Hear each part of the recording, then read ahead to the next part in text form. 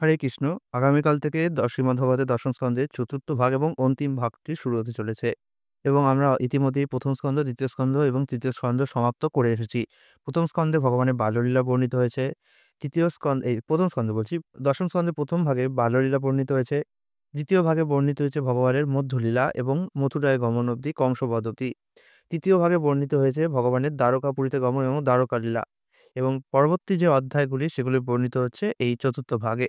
দেখি আমরা এর ৩৭তম অধ্যায়। তার আগে দেখি এখানে কত অব্দি অধ্যায়। এখানে ৭০ থেকে ৯০টি অধ্যায় রয়েছে। ৭০তম অধ্যায়ে ভগবান শ্রীকৃষ্ণের দৈনন্দিন কার্যকলাপ। এই অধ্যায়ে আমরা জানতে পারবো যে ভগবান সারাদিনে কি করতেন। ৭১তম অধ্যায়ে পাবো শ্রী ভগবান ইন্দ্রপ্রস্থে গমন। ৭২তম অধ্যায়ে পাবো জরাসন্ধ বধ। ৭৩তম অধ্যায়ে পাবো মুক্ত রাজাগণের প্রতি শ্রীকৃষ্ণের কৃপা। জরাসন্ধ যেসব রাজাদের ধরে রেখেছিলেন তাদেরকে ভগবান যখন ছাড়িয়েছিলেন তখন তাদের উপর কৃপা করেছিলেন। ৭৪তম অধ্যায়ে পাবো রাজসুযজ্ঞের শিশুপাল উদ্ধার লীলা, যেটা দেখে আমরা বুঝতে পারবো যে ভগবান কতটা সহনশীল, কতটা ক্ষমাপরায়ণ। কিন্তু তা সত্ত্বেও যখন কোনো ব্যক্তি পাপ করার প্রবণতা বেড়েই যায়, তখন সে আরো অধঃপতিত হয় এবং তাকে রক্ষা করার জন্যই ভগবান কিন্তু তাকে হত্যা করেন। তারপরে পাবো হচ্ছে পঞ্চসপ্ততিতম অধ্যায়, যেখানে দুর্যোধন অপমানিত বোধ করলেন।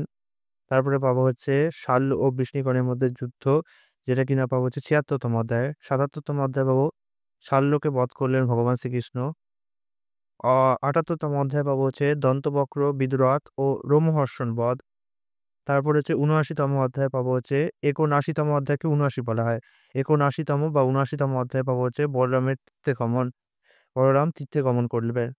৮০তম অধ্যায়ে পাবো হচ্ছে যেটাকে বলা হয় অশীতিতম বা ৮০তম অধ্যায়ে পাবো হচ্ছে ব্রাহ্মণ সুদামার দ্বারকায় শ্রীকৃষ্ণ পরিদর্শন। সুদামা শ্রীকৃষ্ণের লীলা তো খুবই প্রসিদ্ধ, সেটা এই অধ্যায়ে আছে।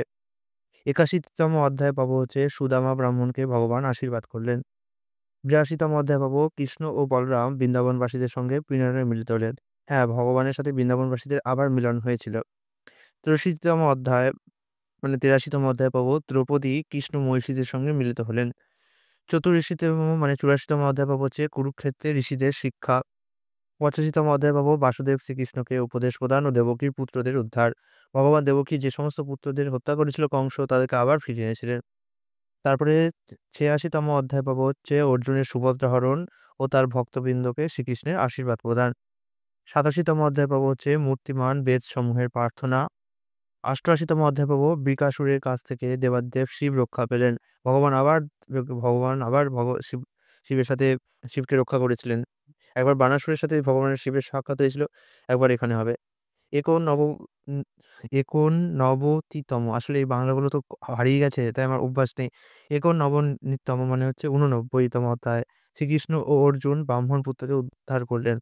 ৯০তম অধ্যায় ভগবান শ্রীকৃষ্ণের মহিমা সমূহের সংক্ষিপ্ত সার পাবো আমরা। ঠিক আছে? এইভাবে আমরা পুরোপুরি দশম স্কন্ধের চতুর্থ ভাগটি সমাপ্ত করে দেব। এখানে কিছু সুন্দর ছবি আছে, প্রভুপাদের ছবি আছে, এখানে ভীম এবং জরাসন্ধের ছবি, যুধিষ্ঠির মহারাজের রাজসূয়যজ্ঞের ছবি, তারপরে হচ্ছে শিশুপাল বধের ছবি। এখানে হচ্ছে সেই রোমহর্ষণ, যে কিনা সবার নেতা হতে চেয়েছিল, তাকে বলরাম সামান্য একটি কুশ ঘাসের দ্বারা বধ করেছিলেন, তার ছবি। সুদামাকে সাহায্য বলছি। সুদামাকে তিনি ভগবান সেবা করছেন, তার ছবি। পাশে রুক্মিণী দেবী রয়েছেন। এটা হচ্ছে কৃষ্ণ এবং সুদামা শান্তিপুনি মুনির আশ্রমে যখন শিক্ষার্থী ছিলেন, তখন সেই একটি ঝড়ের রাতে তাদের যেতে হয়েছিল গোপ নিয়ে আসতে, বালক নিয়ে আসতে, গরু নিয়ে আসতে। তখন সে ছবি। শান্তিপুরি মুনির আশ্রমে শিক্ষা গ্রহণ করছেন।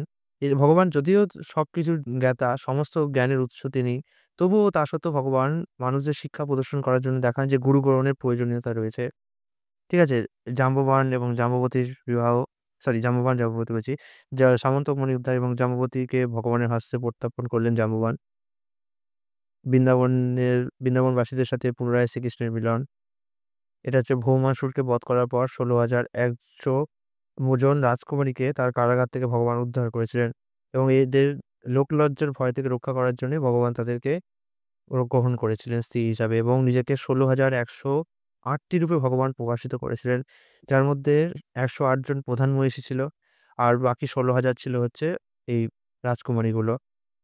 এরপরে দেবকী তাদের সেই পুত্রগুলোকে, যাদের হারিয়ে কংস হত্যা করেছে, তাদেরকে ফিরে পেয়ে অত্যন্ত আনন্দিত হচ্ছে।